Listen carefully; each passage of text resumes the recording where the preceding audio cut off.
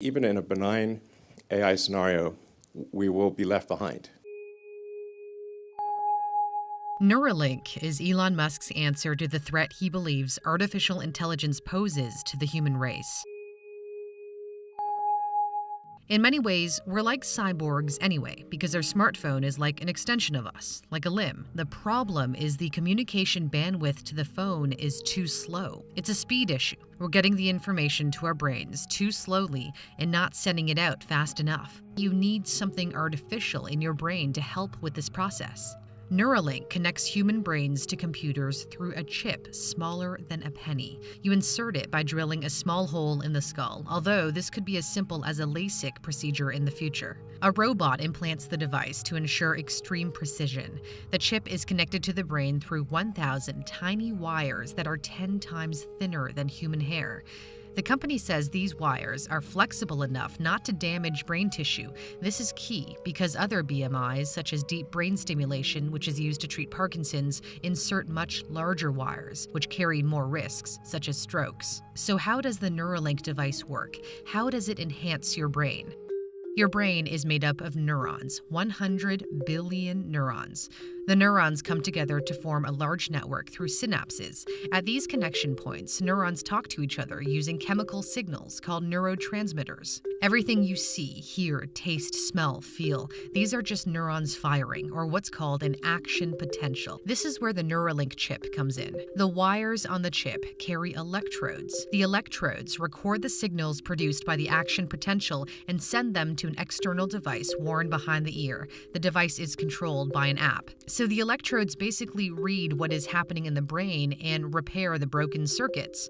The electrodes stimulate as many neurons as possible in orders of magnitude greater than what's ever been done before to increase the capabilities of our brain. This will be life-changing for people with brain disorders.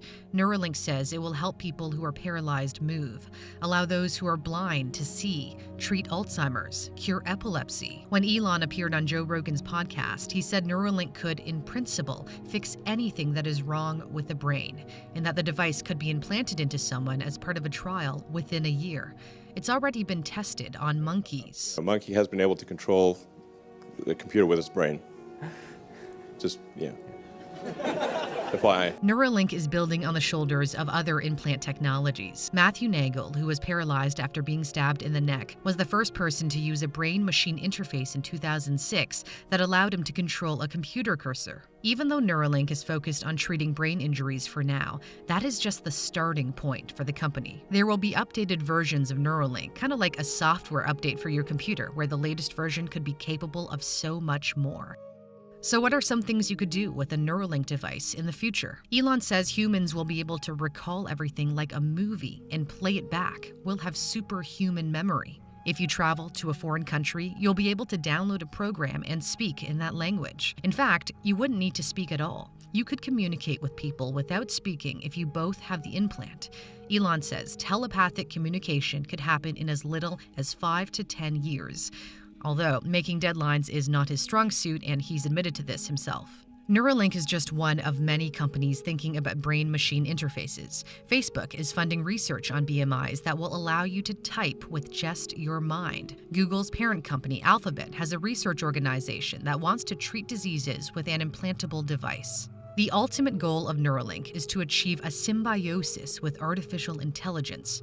A symbiosis is a mutually beneficial relationship between two parties. In the natural world, it's been used to describe the relationship between bees and plant pollen, for example. In this context, it describes the way humans and AI can develop and evolve together. But merging with AI comes with dangers. When your computer gets hacked, that's a problem. When it comes to your brain, that's a bigger issue. Scientists have been urging governments to address what data should be collected, how data will be kept safe, how citizens can opt out of having their data shared as a default. Neuralink's products will have to be approved by the U.S. Food and Drug Administration. Approval is not easy to get. It will take a long time, and you'll see it coming. But if and when it is approved, it can change our lives, and I don't say that lightly. It can change our lives in the way the internet has connected the world, in the way airplanes have allowed us to travel, in the way medicine has cured disease. We may be looking at our world now now and thinking that we're lucky to live in this day and age, and that 2 decades ago, they couldn't have imagined what would be possible.